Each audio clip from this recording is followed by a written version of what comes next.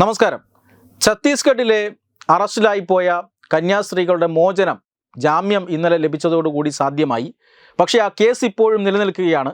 NIA case അന്വേഷിക്കും. കേസിനായി കന്യാസ്ത്രീകളെ ബുദ്ധിമുട്ടിക്കരുത്. ജാമ്യം കൊടുത്തതുപോലെ തന്നെ കേസും എടുത്തു കളയണം, കേസ് ക്വാഷ് ചെയ്ത് കളയണം എന്നൊക്കെയുള്ള ആവശ്യങ്ങളാണ്, അതിരുകടന്ന ആവശ്യങ്ങളാണ് ഇപ്പോൾ കേരളത്തിൽ നിന്നും ഉയരുന്നത്. ഈ ആവശ്യം ആരോടാണ് എന്ന് ചോദിച്ചാൽ നരേന്ദ്രമോദിയോടും അതുപോലെ തന്നെ അമിത്ഷായോടുമൊക്കെയാണ്. എന്തോ വലിയ കരാർ ഇവർ തമ്മിൽ ഉണ്ടായിരുന്നു എന്ന രീതിയിലാണ് പള്ളിമേടകളിൽ നിന്നും അമിത്ഷായ്ക്കും നരേന്ദ്രമോദിക്കുമൊക്കെ ആജ്ഞകൾ പോകുന്നത്. സത്യത്തിൽ ഈ ആജ്ഞകളൊക്കെ വൃഥാവിലാണ്. ജാമ്യം കിട്ടി എന്നുള്ളത് ശരിയാണ്, പക്ഷേ കേസ് അവിടെ തന്നെയുണ്ട് എന്ന് മാത്രമല്ല, ചിലപ്പോൾ ജാമ്യം റദ്ദാകാൻ പോലും സാധ്യതയുണ്ട് എന്ന സൂചനകളാണ് പുറത്തേക്ക് വരുന്നത്.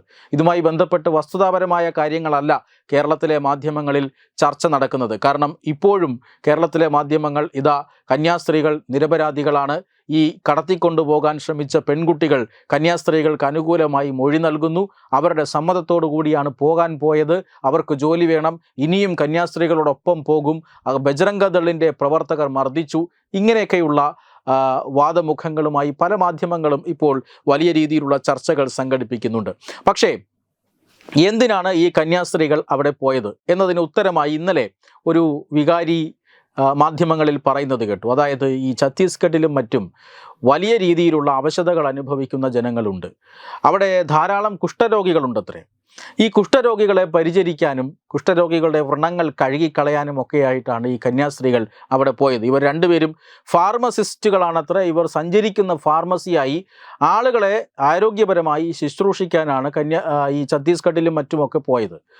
അവിടെ ഇങ്ങനെ ശുശ്രൂഷിക്കാൻ പോകുന്നതിന് ശേഷം, അല്ലെങ്കിൽ ഈ തേങ്ങ ഇടാൻ പോയതിന് ശേഷം അതിൽ നിന്ന് 2-3 തേങ്ങ ഈ തേങ്ങ ഇടുന്ന ആളുകൾ വീട്ടിലേക്ക് കൊണ്ടുവരുന്നത് പോലെ ഈ ശുശ്രൂഷിക്കാൻ പോയവർ അവിടെ നിന്ന് എന്തുകൊണ്ടാണ് 3 പെൺകുട്ടികളെയും അടിച്ചുകൊണ്ട് പോയത് എന്ന ചോദ്യം അവിടെ നിലനിൽക്കുകയാണ്. എന്തായാലും ഇവർ പോകുന്നത് ഈ ഇന്ത്യയിൽ എവിടെയാണ് കുഷ്ഠരോഗികളെന്ന് അറിയില്ല. ഇത്രമാത്രം വ്രണങ്ങൾ കഴുകിക്കളയാനും ഒക്കെയുള്ള കുഷ്ഠരോഗികൾ അവിടെ ഉണ്ടോ എന്ന് ചോദിച്ചാൽ നമുക്കാർക്കും അങ്ങനെയൊരു വിവരമില്ല.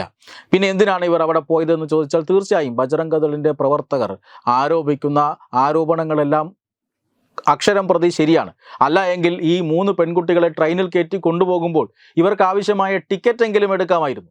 ടിക്കറ്റ് എടുക്കാതെ പെൺകുട്ടികളെ കൊണ്ടുപോയത് കൊണ്ടാണല്ലോ ആദ്യം റെയിൽവേ സ്റ്റേഷനിൽ പ്രശ്നം വരുന്നത്. അതാണ് പിന്നീട് ഈ സംശയത്തിലേക്കും മനുഷ്യക്കടത്തിലേക്കും ഒക്കെ വന്നത്. 3 ടിക്കറ്റ് എടുത്തുകൊണ്ട് പോകാൻ ഇവർക്ക് എന്തായിരുന്നു പ്രശ്നം? ഇതൊക്കെ വലിയ ചോദ്യങ്ങളായി ഇപ്പോഴും നിലനിൽക്കുമ്പോൾ ആവശ്യമില്ലാത്ത പല കാര്യങ്ങളും ചർച്ച ചെയ്യപ്പെടുകയാണ്. ഈ കന്യാസ്ത്രീകൾ അവിടേക്ക് പോകുന്നത് മറ്റ് കന്യാസ്ത്രീകളെ സൃഷ്ടിക്കാനാണ് എന്ന് സഭയിലുള്ളവർ തന്നെ അടക്കം പറയുന്നുണ്ട്.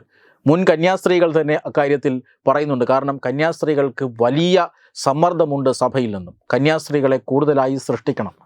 ആരും സ്വമേധയായി ഇപ്പോൾ കന്യാസ്ത്രീകളാകാൻ വരുന്നില്ല. ഈ ഒരു സാഹചര്യത്തിൽ പെൺകുട്ടികളെ റാഞ്ചിയെടുക്കണം. 10ാം ക്ലാസ്സിൽ പഠിക്കുന്ന പെൺകുട്ടികളെ പോലും കണ്ണുവച്ച് സഭ പ്രവർത്തനം നടത്തും എന്നാണ് കേരളത്തിലെ പല സഭയ്ക്കകത്ത് തന്നെയുള്ള ആളുകളും പറയുന്നത്. ഇവരെ വലവീശി പിടിക്കുന്നു, ഇവർക്കാവശ്യമായ സാമ്പത്തിക സഹായങ്ങൾ, ചെറിയ സഹായങ്ങളൊക്കെ ആദ്യഘട്ടത്തിൽ നൽകുന്നു, പിന്നീട് അവർക്ക് ചെറിയ ജോലികൾ നൽകുന്നു, അതിനുശേഷം പതിയെ ഈ മതം കുത്തിവെക്കുന്നു, അതിനുശേഷം ഈ പറയുന്ന അടിമപ്പണിയിലേക്ക്, അതായത് കന്യാസ്ത്രീ പട്ടത്തിലേക്ക് ഇവരെ കൊണ്ടുവരുന്നു. അടിമപ്പണി എന്ന് പറയാൻ പല കാരണങ്ങളുമുണ്ട്. ഇതൊക്കെ കേരളം ചർച്ച ചെയ്യേണ്ട കാര്യങ്ങളാണ്. കാരണം ഈ കന്യാസ്ത്രീകളുമുണ്ട്, അച്ഛന്മാരുമുണ്ട്. ഇവരെല്ലാം ഈ കത്തോലിക്ക സഭയെ സേവിക്കുന്നവരാണ്, ക്രിസ്തുവിൻ്റെ സേവകരാണ് എന്നൊക്കെയാണ് പറയുന്നത്. പക്ഷേ അച്ഛന്മാരിൽ നിന്നും കന്യാസ്ത്രീകളിൽ നിന്നുമെല്ലാം സ്വത്ത് മുഴുവൻ സഭ എഴുതി വാങ്ങാറുണ്ട്. പക്ഷേ അച്ഛന്മാർക്ക് ഇപ്പോഴും സഭ ശമ്പളം കൊടുക്കാറുണ്ട് എന്ന് മാത്രമല്ല, മറ്റു പല പ്രവർത്തനങ്ങൾക്കും അച്ഛന്മാർക്ക് പണം കിട്ടാറുണ്ട്. അതിൻ്റെ ഒരു വിഹിതം മാത്രം അരുമനയിലേക്ക് കൊടുക്കണമെന്നേ ഉള്ളൂ. പക്ഷേ അച്ഛന്മാരുടെ കയ്യിൽ എപ്പോഴും പണമുണ്ട്, ചെറിയ പണമല്ല. അവരുടെ കയ്യിൽ വലിയ രീതിയിലുള്ള സമ്പത്തുണ്ട്, സമ്പത്ത് സൂക്ഷിക്കാനും അവർക്ക് അവകാശമുണ്ട്. പക്ഷേ കന്യാസ്ത്രീകളെ സംബന്ധിച്ചിടത്തോളം ആണെങ്കിൽ അവരുടെ മുഴുവൻ സ്വത്തും എഴുതി വാങ്ങുന്നു. അവർ പറയുന്ന ജോലി ചെയ്യണം, ആ ജോലിക്ക് ശമ്പളമില്ല. അവർക്ക് അങ്ങോട്ടും ഇങ്ങോട്ടും പോകാനോ അവരുടെ വ്യക്തിപരമായ ആവശ്യങ്ങൾക്ക് പോലുമോ ആവശ്യമായ പണം സഭ അവരുടെ കയ്യിൽ നൽകുന്നില്ല. എന്ന് പറഞ്ഞാൽ അത്രമാത്രം കൺട്രോൾ, അത്രമാത്രം നിയന്ത്രണം ഈ പറയുന്ന കന്യാസ്ത്രീകളുടെ മേൽ സഭയ്ക്കുണ്ട്. അത് അല്ലെങ്കിൽ ഈ ലിംഗപരമായ വിവേചനമാണ് എന്നേ പറയാൻ കഴിയുകയുള്ളൂ. അതൊക്കെ സഭയ്ക്കകത്ത് ചർച്ച ചെയ്യേണ്ടതാണ്. ആ മതത്തിനകത്ത് സ്വയം നവീകരിക്കപ്പെടേണ്ട കാര്യങ്ങളാണ്. ഇങ്ങനെയുള്ള പ്രശ്നങ്ങൾ, വലിയ പ്രശ്നങ്ങൾ കിടക്കുമ്പോഴാണ് ഈ പറയുന്ന അയ്യോ കന്യാസ്ത്രീകൾ അറസ്റ്റിലായി, കന്യാസ്ത്രീകളെ ജയിലിലിടാൻ പാടില്ല എന്നൊക്കെ പറഞ്ഞ് ഇവിടെ നിന്നും ആളുകൾ അങ്ങോട്ടേക്ക് ഒഴുകുന്നത്. സത്യത്തിൽ ഈ പറയുന്ന പള്ളിയിലച്ചൻ നേരത്തെ പറഞ്ഞ ഈ കുഷ്ഠരോഗികളുടെ വ്രണം കഴുകാനാണ് ഈ കന്യാസ്ത്രീകൾ പോയത് എന്ന് പറയുന്നത് ഏതോ മദർ തെരേസയ്ക്കയുടെ പേരിൽ എഴുതിയ സാഹിത്യം വായിച്ചിട്ടാണ് ഇതൊക്കെ പറയുന്നത്, അല്ലാതെ കാര്യം ഗ്രൗണ്ടിൽ നടക്കുന്ന കാര്യങ്ങളല്ല. ഇനി മറ്റൊരു ടെലിവിഷൻ ചർച്ചയിൽ ഈ ക്രിസ്ത്യൻ സഭയ്ക്ക് വേണ്ടി പങ്കെടുത്ത ഒരു നിരീക്ഷകൻ പറയുന്നത് കേട്ടു, കന്യാസ്ത്രീകളുടെ പ്രവർത്തനം കൊണ്ട് ഈ ആദിവാസി മേഖലകളുടെ ജനങ്ങളുടെ ജീവിത ഗുണനിലവാരം മെച്ചപ്പെടുകയാണ് എന്ന്. അതായത് അവർ മതം മാറി ഇവിടേക്ക് വന്നാൽ, അല്ലെങ്കിൽ കന്യാസ്ത്രീകൾ പറയുന്നത് പോലെ ചെയ്താൽ ദിവസങ്ങൾക്കുള്ളിൽ അവരുടെ സ്റ്റാറ്റസ് തന്നെ മാറുകയാണ്. എലിയെ ചുട്ട് ഭക്ഷിച്ചുകൊണ്ടിരുന്ന ആളുകളാണ് ഇങ്ങനെ മാറുന്നത് എന്നൊക്കെയാണ് അദ്ദേഹം പറഞ്ഞത്. പക്ഷേ മതപരിവർത്തനം നടക്കുന്നത് കൊണ്ട് മാത്രം ജനങ്ങളുടെ ജീവിത നിലവാരം ഉയരുന്നുണ്ട് എങ്കിൽ എല്ലാവർക്കും സന്തോഷമേ ഉള്ളൂ. ഈ പറയുന്ന പോലെ മിസോറാമിലും മണിപ്പൂരിലുമെല്ലാം എത്ര ശതമാനം ജനങ്ങളെയാണ് ഇതിനോടകം തന്നെ ക്രൈസ്തവരാക്കി മാറ്റിയിട്ടുള്ളത്? 80-90% ആളുകളെ ഇവർ ക്രിസ്ത്യാനികളാക്കി. പറയുന്ന വടക്ക് കിഴക്കൻ സംസ്ഥാനങ്ങളിലെല്ലാം അവരുടെ സ്റ്റാറ്റസ് മാറിയോ? ഇപ്പോഴും മണിപ്പൂരിൽ അമ്പും വില്ലും ഉപയോഗിച്ച് അവർ പരസ്പരം വെട്ടിയും കുത്തിയും ചത്തുകൊണ്ടിരിക്കുകയാണ്. ഇവർ ഗോത്രങ്ങൾ തമ്മിൽ ഇങ്ങനെ യുദ്ധം ചെയ്തുകൊണ്ടിരിക്കുകയാണ്. ആരുടെയും ജീവിത നിലവാരം മാറിയില്ല. മിസോറാമിൽ ഇപ്പോഴും അവരുടെ പിന്നോക്കാവസ്ഥ അതേപോലെ തന്നെ നിലനിൽക്കുകയാണ്. കാരണം ഈ മിഷണറി പ്രവർത്തനങ്ങൾ കൊണ്ടൊന്നും ആരുടെയും ജീവിത നിലവാരം മെച്ചപ്പെട്ടിട്ടില്ല എന്ന് വ്യക്തമാണ്. അതുകൊണ്ട് തന്നെയാണ് മിഷണറി പ്രവർത്തനങ്ങൾക്കെതിരെ ഈ സംസ്ഥാനങ്ങളിൽ നിന്നെല്ലാം വലിയ പ്രതിഷേധമുണ്ടാകുന്നത്. ആ പ്രതിഷേധത്തെ ബജറംഗ ദൾ പ്രവർത്തകരുടെ ഫാസിസം എന്ന രീതിയിലാണ് കേരളത്തിലെ രാഷ്ട്രീയ പാർട്ടികളും മാധ്യമങ്ങളുമൊക്കെ വ്യാഖ്യാനിക്കുന്നത്. അവർ യാഥാർത്ഥ്യം കാണുന്നില്ല. അതുകൊണ്ട് തന്നെ ഈ കേസ്, ഛത്തീസ്ഗഡിൽ ഉണ്ടാക്കിയിട്ടുള്ള ഈ കേസ്, അതിന് കിട്ടിയിട്ടുള്ള മാധ്യമ പ്രാധാന്യം, അത് തീർച്ചയായും അത് വലിയ കേസായി തന്നെ നിലനിൽക്കും.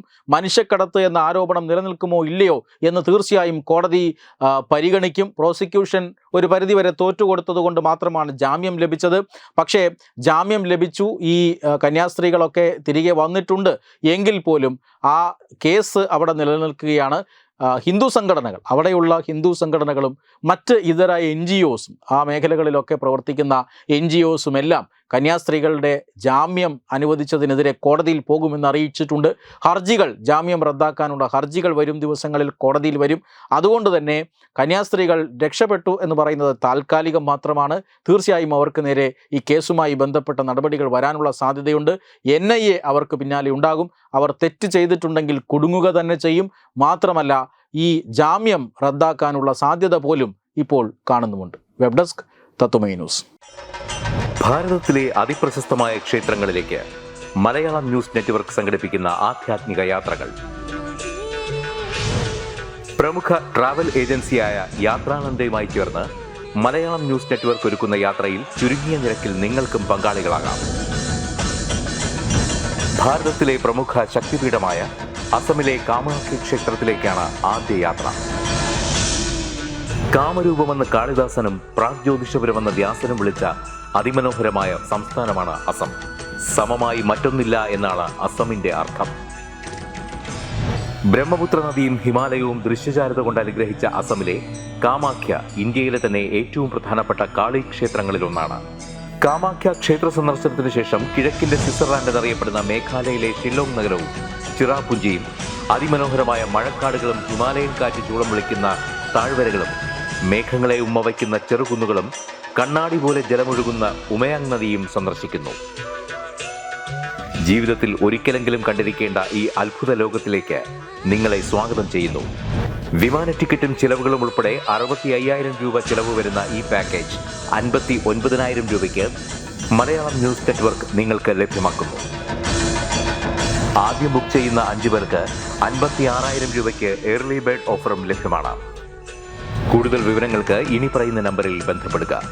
8089001200 അല്ലെങ്കിൽ 7736549234.